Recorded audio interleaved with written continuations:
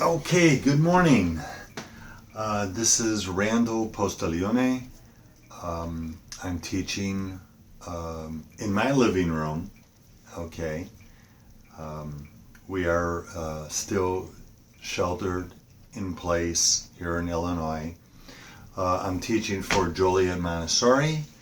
This is actually number 15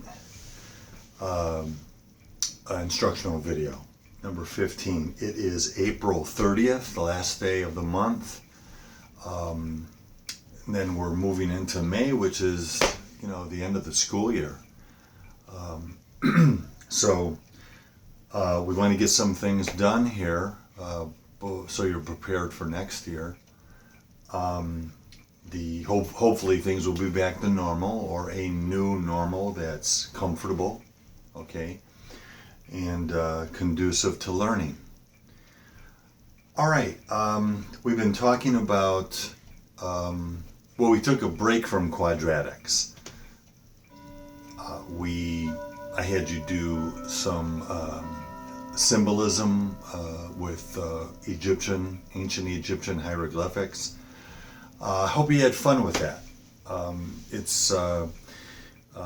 It's actually part of a whole project that I normally do each year with my students.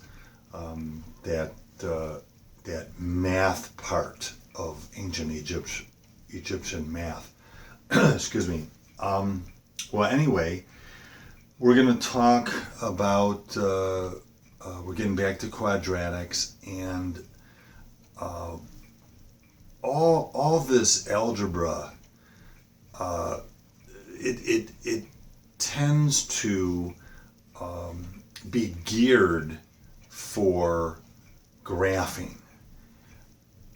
We have these relationships between numbers that we can symbolize, represent in an equation, but ultimately we want to show people.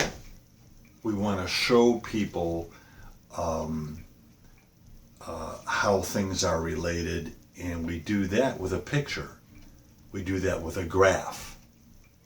Okay. Now, the really cool part of algebra that's so important is once we know the relationship between two things, we can predict. Okay, we can graph and we can look at the graph and we can predict what's going to happen. And what can I say? It's all about finding the unknown, right? Well, the future is unknown. So if we can do things that helps us learn more about what's going to happen, okay, when two things are related the same way, that's a good thing, right? Okay, that's why it's so important. Listen, I'm going to show you the agenda real quick here so that you could copy it into your notes.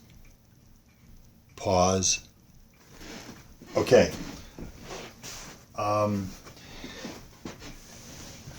my agenda board, I've got a real. It's really long, so I'm going to send it to you. I'm gonna make this an attachment. But I always want you to take notes. You know that. All right. The title was Graphing Quadratics. We're not there yet. When I started doing this, I said, "Oh my gosh!" I told them that we would be graphing today. Maybe. What I have to do is teach you how to identify different parts of a quadratic graph. Different parts to a quadratic graph. It says students will be able to identify and calculate parts of a parabola from a quadratic function to draw the curve. Okay, the curve is the parabola. Okay, a parabola is a rounded V. Now I'm going to make my point right away. You're going to look in textbooks. You're going to read in textbooks, online. Even people will tell you, teachers will tell you this. a V, a rounded V is what a parabola is. Okay, it's not a U. Okay, it's not a U, because a U, these lines here are parallel. Okay, hope you can see that. Let me move this a little closer. Okay. All right, see, if it's a rounded V, that tells us, well, these are going to positive and negative infinity, right? I mean, if this is on, if this is in a coordinate plane, these are going to positive infinity, right? And negative infinity, right? That's important. That's really important. And for years, and even to this day, I was online just a little while ago, they were calling it U-shaped. It ain't. Okay? All right. Now, let's go back to the word parabola. Okay. If I have a quadratic function, remember y can be represented f of x, all right? But y is easier to write. Y equals, x squared plus 2x plus 1. All right. Okay, you're gonna read lead coefficient. The lead coefficient here would be 1. Okay, so the x squared term tells me that it's a quadratic, right? It's not x cubed, and it's not just x. That would make it a linear, right? Cube would make it a cubic, right? This is squared, it's called a quadratic. All right. Now, remember, this is of the general form ax squared plus bx plus c, okay, equals y. Let me erase this. A is the lead coefficient. B is the coefficient of the middle term, right? And C is the constant. Okay. Now, the graph of this quadratic equation, just like any other quadratic equation, is a parabola. Okay? And, let's say it looks like this. Okay, is that, let me do it more V shape, okay? All right, a rounded V. All right, what's nice about a parabola is it's symmetrical. It's symmetrical. If you know what this point is, you can draw a line down here, and these x values, these x coordinates, and these x coordinates are like mirrored. Okay? This dotted line here is called the line of symmetry, because we've talked about this. If things are symmetrical, if they're mirrored, it's the same thing. They're symmetrical. So this is the line of symmetry. Okay? What's on this side mirrors what's on that side. Okay? This is called the vertex. Okay? And when we have a parabola like this, I call it a smiley face. A smiley face. We have a minimum. We have a minimum value for the vertex. Okay?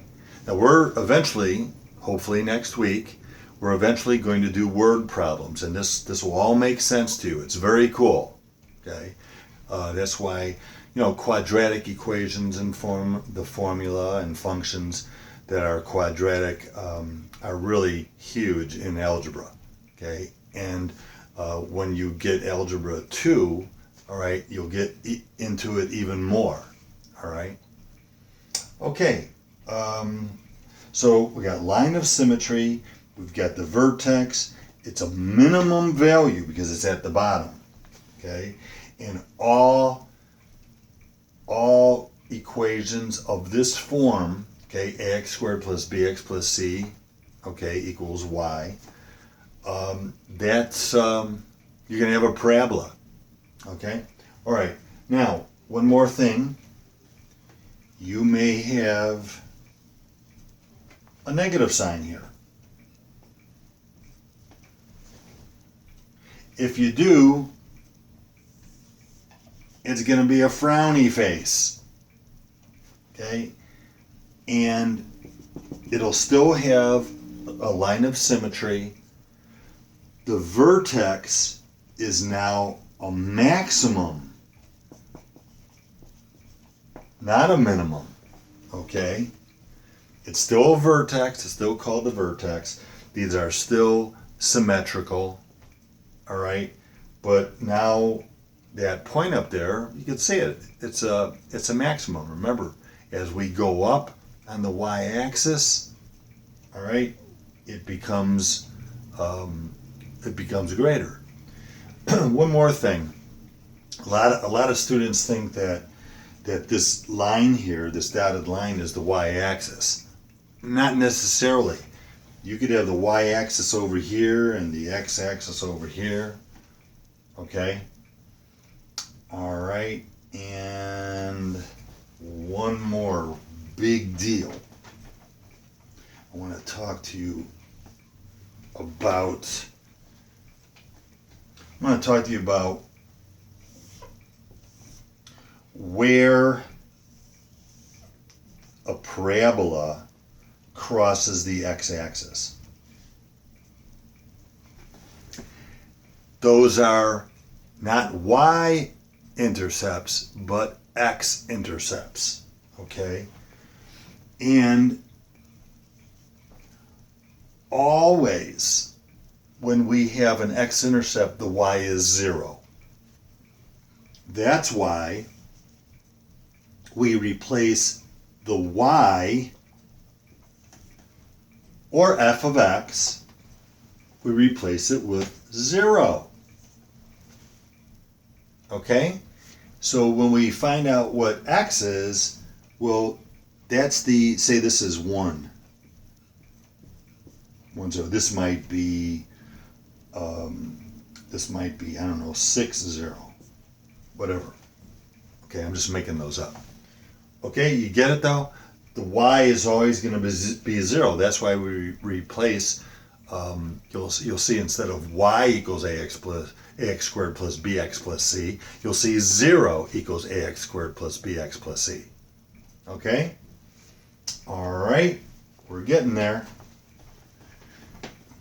Now, let's look at the quadratic formula. You know what? I think I'm going to go to another video on this. Okay? Yeah, I'm going to stop right here because we're already up to 13 minutes. See you in a bit.